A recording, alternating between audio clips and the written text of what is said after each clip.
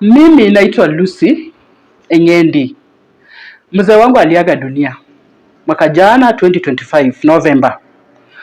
Mimi niko nahangaishwa na familia. Watu wa familia wameninyang'anya kila kitu. Mali ya mzee yangu wamechukua, ikiwemo pikipiki walikuja wakachukua, shamba wamechukua, kuna sehemu alikuwa amepanda miwa pia nayo wamechukua. Sasa mimi nimebaki sina chochote, mpaka hata watoto wangu wenye nilizaa na marehemu wamechukuliwa na familia. Kwa hivyo mimi niko naumia, niko na mahangaiko na sijui nifanye nini.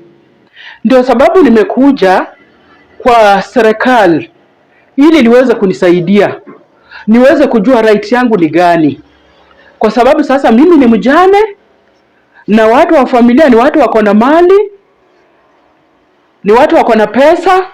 Mimi mwenyewe nimebaki sina chochote na wananihangaisha kabisa.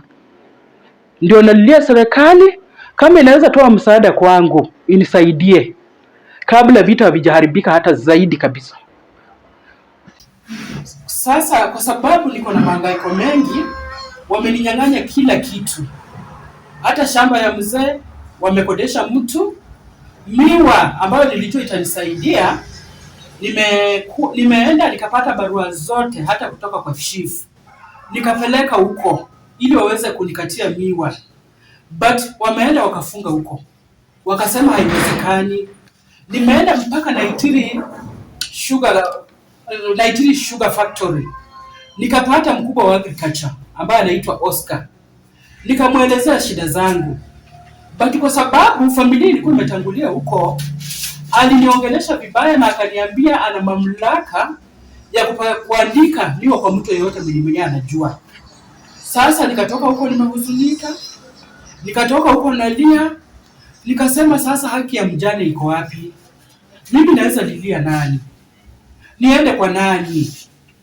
Kwa hivyo mimi naomba kama kuna mtu yeyote ambaye anaweza jitolea ili aweze kunisaidia, naomba tu anisaidie kabla mambo haijaenda vibaya, kwa sababu nahitaji msaada kabisa. Mimi sina pa kukaa, wamenifukuza kwa shamba, kila kitu, mpaka pikipiki ya mzee wamechukua. Sasa wameniacha nikiwa sina kitu chochote. Kwa hivyo naomba tu msaada, mtu yeyote mwenye anaweza kunisaidia jitokeza anisaidie, nami nitashukuru.